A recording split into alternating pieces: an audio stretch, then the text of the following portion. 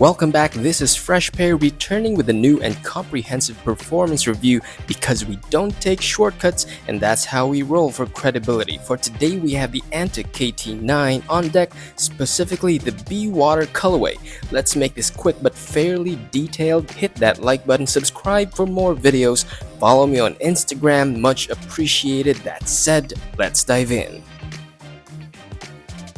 The upper material primarily uses mesh with synthetic leather at the heel and eye stay. The mesh here is not the thin open type mesh but the textile variety. Nevertheless, both the stitching and the glue job are executed properly. The shoe features a side panel called the A-Flash Edge, as well as a one-piece midsole stabilizer consisting of a carbon fiber plate at the midfoot and a TPU heel cup, both of which are joined together through injection molding. The cushioning setup in the Anta KT9 is a combination of the Smart Sam or shock absorption material and Nitro Edge foam. Nitro Edge is a low-density but high-rebound foam midsole that resembles the Adidas Boost foam in both function and form. Meanwhile, the Smart Sam is a foam layer from the heel to the midfoot. Anta claims that it absorbs 90% of the shock from the heel to floor impact. This colorway has a solid rubber for the outsole. The traction pattern on the outsole is inspired by Oakland as a tribute to the 8 seasons and 3 championships in the city before the Warriors moved their home court to San Francisco. Finally, the Anta KT9 is by far the lightest shoe in the entire series, weighing at around 430 grams for a size 11. Quick trivia, the KT6 is the heaviest, weighing at about 539 grams for the same size. That's roughly a 100-gram difference.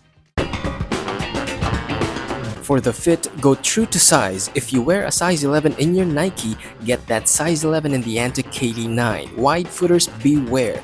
This shoe feels narrow at the midfoot, so I suggest going a half size up if you have wide feet for some comfort. A couple of reasons why the fit is tight. 1. The shoe uses a curved last instead of a straight one. The result is that the fit begins to narrow at the midfoot where the curve starts. 2. The midfoot opening where the rest of the tongue is in a V shape. As a result, the lacing system and the opening itself narrow down from the collar to the toe box. 3. There is not enough stretch in the upper material. The mesh upper conforms to the flex points of your feet instead of having some level of stretch. And 4. The circumference of the collar area is likewise narrow and does not stretch significantly. Make sure to really loosen up the laces first before stepping in to help ease your instep into the shoe.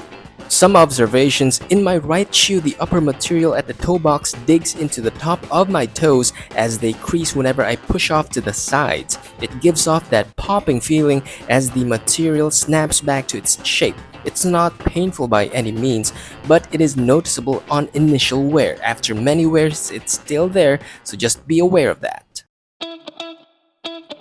The cushioning mix of Smart Sam and Nitro Edge foam provides sufficient impact protection. It's not like having a pillow at the heel, but more like a shock absorber. This was great during hard heel strikes because there was no mushiness that might have caused some delay with the reaction time. This is a great setup for shifty players who do a lot of running.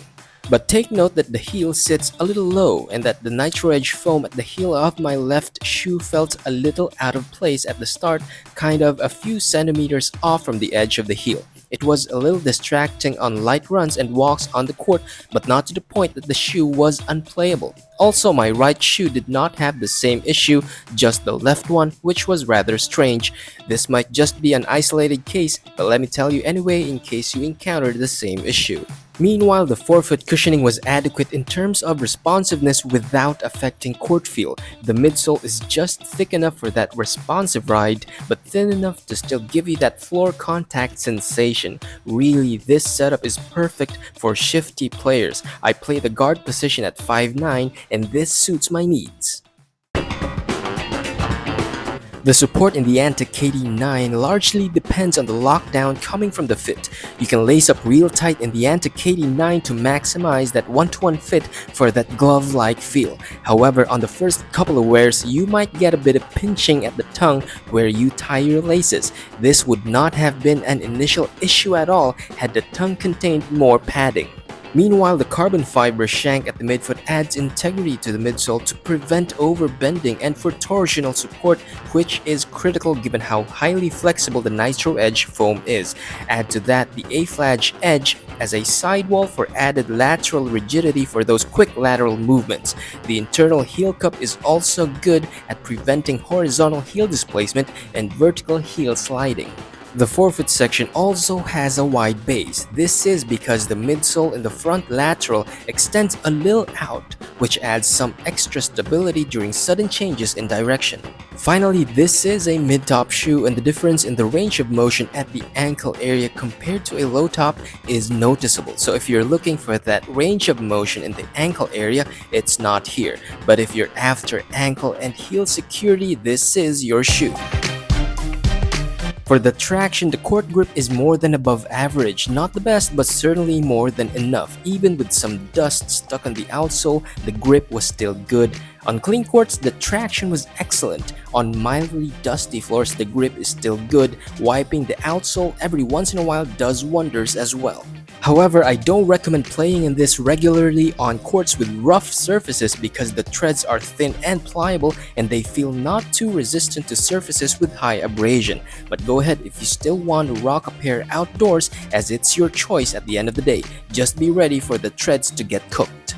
Take note that the heel-to-toe transition feels disconnected at first, as though you have a 1-2 count with each step. However, the heel-to-toe transition feels smoother the more you play in this. Just give the shoe some break-in sessions. You should be good even in the middle of one game. Closing this out, let me say that the Anta KT9 has excellent support coming from the superb lockdown, which is the result of the overall fit. The traction is consistent across floors and grips adequately, while the cushioning is best for shifty players. Only thing is, it would have been better if the shoe used at least a thinner mesh material at the forefoot flex point. But other than that, I give the Anta KT9 the score of 9 out of 10. I'd like to know what you think about the Anta KT9. Post them up in the comments section. Don't forget to smash the thumbs up button. Please subscribe so that you will be updated. Share this with a friend.